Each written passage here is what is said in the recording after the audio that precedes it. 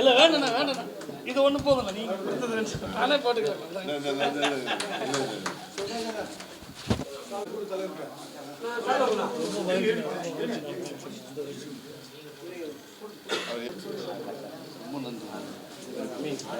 வாங்க வாங்க.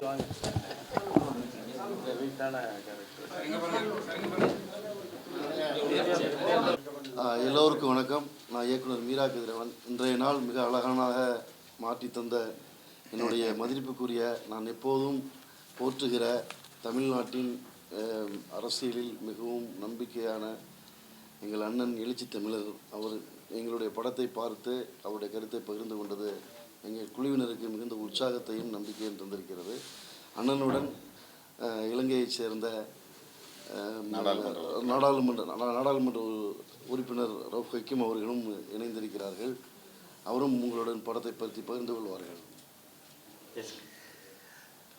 நண்பர் தொல் திருமாவளவன் அவர்கள் முழுமையாக கதையை உள்வாங்கி சொன்னதைப் போல நானும் இந்த கதையில் இருக்கிற கதாபாத்திரங்களின் நடிப்பு மாத்திரமல்ல, டைரக்டர் அவருடைய திறமை, கதை வசனம், அதனோடு சேர்த்து கேமராமேனுடைய நுட்பங்கள், இசையமைப்பு எல்லாமாக பிரமாதமாக இருந்தது மாத்திரமல்ல, ஒரு தமிழ் பேசும் முஸ்லீம் என்ற வகையில் எங்களுடைய சமூகத்து மத்தியில் நீண்ட காலமாக இருக்கிற ஒரு கேள்விதான், சினிமா துறையிலே அது தமிழாக இருக்கட்டும், வெறும் கோலிவுட்டாக இருக்கட்டும், ஹாலிவுட்டாக இருக்கட்டும், ஈவன் பாலிவுட்டாக இருக்கட்டும், இது எல்லாவற்றிலும் முஸ்லிம் சமூகத்தை பற்றிய ஒரு தவறான பிம்பம் காட்டப்படுகின்ற சூழலில் அதை மாற்றியமைக்க வேண்டும் என்கிற நோக்கில் கதையாசிரியர் ஆரம்பித்த பயணம் நண்பர் மீரா கதிரவனுடைய டைரக்ஷனிலே முஸ்லிம்களின் கிராமப்புற வாழ்வியலின் நுட்பங்களையும் யதார்த்தபூர்வமான பின்னணியையும் மிக அழகாக ஒரு கலைத்துவ படைப்பாக எங்களுக்கு முன்னே கொண்டு வந்து தருகிறது என்பதை இந்த படம் மிக அழகாக எங்களுக்கு காட்டி நிற்கிறது. இந்த திரைப்படக் குழுவினர் சார்பிலே என்னிடத்திலே முன்னாள் பாராளுமன்ற உறுப்பினர் அப்துல் ரஹ்மான் அவர்கள் ஒரு வேண்டுகோளை வைத்தார்கள். இலங்கையில் இந்த படத்துக்கான ஒரு ஆரம்ப காட்சியை காட்சிப்படுத்துகிற ஏற்பாட்டை செய்து தர வேண்டும் என்று. அதற்கான ஏற்பாடுகளை கடந்த சில வாரங்களுக்கு முன்பு நாங்கள் செய்து பூர்ணப்படுத்தியிருந்தோம். ஆனாலும் இங்கு அந்த டிஸ்ட்ரிபியூஷன் சம்பந்தமான விவகாரங்கள் முடிவு பெறாத நிலையில் நாங்கள் அதை இடைநிறுத்த வேண்டி இருந்தது. இருந்தாலும் அடுத்த வாரம் இலங்கையில் ரிலீஸ் ஆகும் இன்ஷா அல்லாஹ். அடுத்த வாரம் இலங்கையில் ரிலீஸ் ஆகும் என்று சொல்கிறார்கள். இலங்கையிலும் இந்த கடையநல்லூரை போல பூர்வீக நெசவையே நம்பி வாழ்ந்த கிராமங்கள் என்று ஒரு சில கிராமங்கள், அதிலும் தமிழ் முஸ்லிம் கிராமங்கள் இருக்கின்றன. அவற்றை சார்ந்தவர்களுடைய வாழ்வியல் பின்னணியை இப்படி பார்க்கிற ஒரு வாய்ப்பை முழு இலங்கையருக்கு மாத்திரம் அல்ல, எல்லோருக்குமாக சேர்த்து தமிழ் பேசும் சமூகங்கள் இப்படியான ஒரு யதார்த்தபூர்வமான கதையமைப்பையும், அது மட்டுமல்ல பிறப்பிலிருந்து இறப்பு வரையுமான முஸ்லிம்களுடைய சடங்கு ஆசாரங்களை இங்கு காட்சிப்படுத்துகிற பாங்கு அபூர்வமானது, அழகானது. அதை கண்டபோது நான் உண்மையிலே பூரித்து போனேன். அதே நேரம் ஆன்மீக ரீதியாக முஸ்லிம்கள் மத்தியிலே கிராமப்புறங்களிலே நடைபெறுகிற வைபவங்கள், மௌலுதிகள், அதே போல் சூஃபிகளின் பைத்துகள் போன்றவற்றையும் இடையிடையே எங்களிடையிலே இருந்து மறைந்து போன ஈம் ஹனிஃபாவுடைய பழைய பாடல்களின் வரிகளை ஒலிபரப்புவதன் மூலம் ஒரு கதைக்கு ஒரு வித்தியாசமான பின்னணியை தருவதும் மிக சிறப்பாக இருக்கிறது. எனவே ஒரு ஒட்டுமொத்தமாக இது ஒரு சினிமா கலைநுட்பத்தின் வித்தியாசமான வலைப்பின்னல்களை அழகாக கோர்த்தெடுத்து தந்த ஒரு நல்ல முத்துமணி மாலையாக நான் பார்க்கிறேன். எனவே இந்த குழுவினருக்கு என்னுடைய வாழ்த்துக்களை சமர்ப்பிக்கின்ற அதே வேளை நடித்த இளைய நடிகர்களுக்கும் மூத்த நடிகர்களுக்கும் திறமையாக தத்ரூபமாக இஸ்லாமியர்களின் கிராமப்புற வாழ்வியல் நெறிமுறையை அழகாக விரசம் இல்லாமல் மிக நுட்பமாக வளமையாக சினிமாக்களில் வருகின்ற கூடுதலான ஆடல் பாடுகள் இல்லாமல் இஸ்லாமிய நெறிமுறைகள் தவறாமல் தந்திருப்பது இன்னும் ஒரு வித்தியாசமான விஷயமாக நான் பார்க்கிறேன்.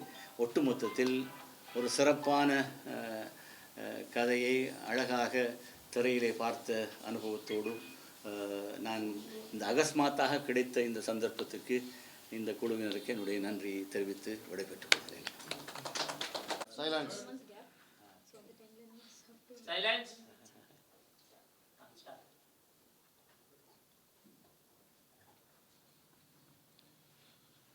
இயக்குனர் மீரா கதிரவன் அவர்களின் படைப்பான ஹபீபி திரைப்படத்தை இன்று காணும் வாய்ப்பு கிடைத்தது. திரையுலகில் இதுவரையில் இஸ்லாமியர்கள் குறித்து சித்தரிக்கப்பட்ட கதை அம்சம் அவர்களை மக்களிடமிருந்து அந்நியப்படுத்துவதாக இருந்தது. ஆனால் இந்த திரைப்படம் முதலாக இஸ்லாமியர்களின் உண்மையான வாழ்வியலை படம் பிடித்து காட்டியிருக்கிறது. அவர்களின் வழிகள் நிறைந்த வாழ்க்கையை இந்த திரைப்படம் நமக்கு தத்ரூபமாக எடுத்து காட்டுகிறது. பாரதி ராஜாவின் மண்வாசனையைப் போல மீரா கதிரவனின் ஹபீபி என்று சொல்லலாம். தென் மாவட்ட மக்களின் வாழ்வியலை இந்த திரைப்படம் நமக்கு வெளிச்சமிட்டு காட்டுகிறது. அதிலும் குறிப்பாக ஒரு தலைமுறையிலிருந்து அடுத்த தலைமுறைக்கு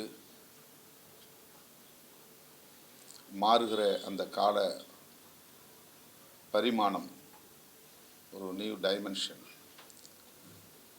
எவ்வாறு நிகழ்கிறது, அந்த பரிமாற்றம் எவ்வாறு நிகழ்கிறது என்பதை இந்த திரைப்படத்திலே மீரா கதிரவன் மிக அழகாக படம் பிடித்து காட்டியிருக்கிறார்.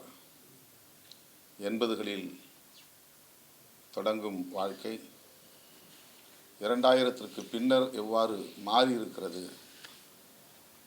ஒரு தலைமுறைக்கும் இன்னொரு தலைமுறைக்கும் இடையிலே உள்ள பண்பாட்டு மாற்றம், தொழில்நுட்பத்தால் நிகழ்ந்திருக்கிற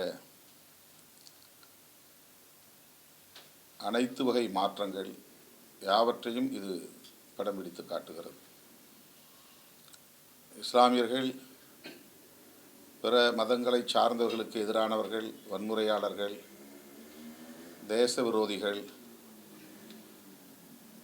என்று திட்டமிட்டு பல திரைப்படங்கள் தமிழிலும் இன்ன பிற மொழிகளிலும் கடந்த காலங்களில் படைக்கப்பட்டன.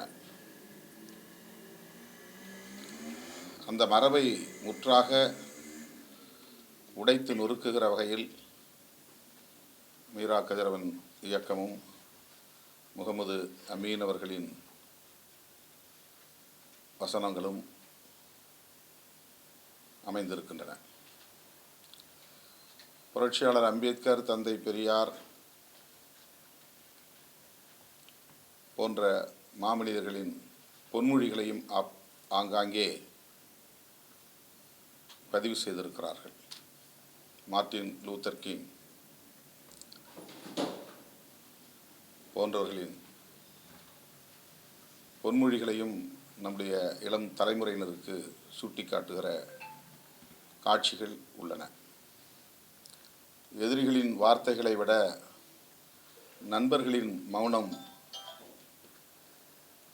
நாம் நினைவில் நிற்பவை என்கிற லூத்தர் கிங் பொன்மொழி இதிலே குறிப்பிடத்தக்க ஒன்று.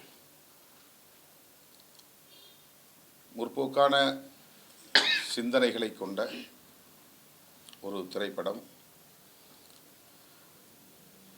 கைத்தறி தொழிலை வாழ்வாதாரமாக கொண்டிருக்கிற இஸ்லாமிய சமூகத்தினரின் வாழ்க்கை அயல் நாடுகளுக்கு செல்லுகிற வாய்ப்பின் மூலம் எவ்வாறு மாறுகிறது. ஆடியோ கேசட்டுகளை கேட்டு கருத்துக்களை பரிமாறிக்கொண்ட காலத்திலிருந்து நேரடியாக வீடியோ கால்கள் மூலம் இன்றைய தொழில்நுட்பத்தில் பேசிக்கொள்கிற பரிணாம மாற்றம். அந்த தலைமுறைக்கும் இந்த தலைமுறைக்கும் இடையில் பெண்கள் எவ்வாறு சுதந்திரமாக வாழுகிறார்கள் என்பதையும் இந்த படம் உணர்த்துகிறது. 80களில் இருந்த பெண்கள் வீட்டுக்கு வெளியே வர முடியாது, ஆண்கள் கூடுகிற இடத்தில் நின்று கருத்து சொல்ல முடியாது, தன்னுடைய வாழ்க்கைக்கான இணையரை துணைவரை தேர்ந்தெடுக்கிற சுதந்திரம் இருக்காது. ஆனால் 2000ற்கு பின்னர் மாறியிருக்கிற காலத்தில் பெண்கள் எந்த அளவுக்கு கல்வியில் முன்னேற்றம் அடைந்திருக்கிறார்கள், சுதந்திரமாக சிந்திக்கிறார்கள், தனக்கான வாழ்வை தீர்மானிக்கிறார்கள், தன்னுடைய வாழ்க்கை துணையோடு மனந்திறந்து பேசுகிறார்கள், காதலை எப்படி இலகுவாக எடுத்துக்கொள்கிறார்கள், காதல் தோல்வியை எவ்வாறு கடந்து செல்கிறார்கள் என்பதையும் இந்த திரைப்படம் காட்சிக்கு காட்சி நமக்கு உணர்த்துகிறது. அபுதாகிர் என்கிற கதாபாத்திரம்